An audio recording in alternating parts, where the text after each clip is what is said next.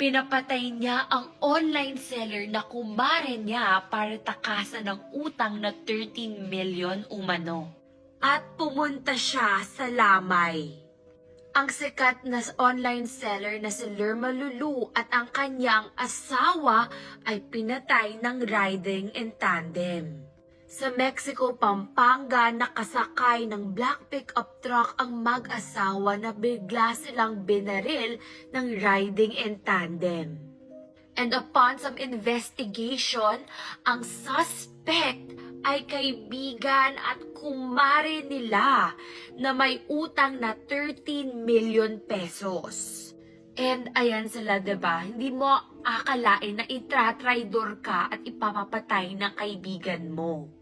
Si Lerma Lulu ay supplier ng girl na ito.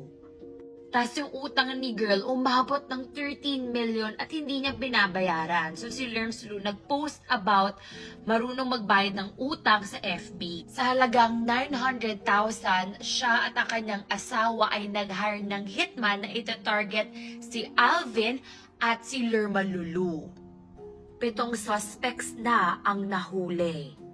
And grabe, the fact na nakapunta pa siya sa Lamay, ikaw naman pala ang may pakana nito.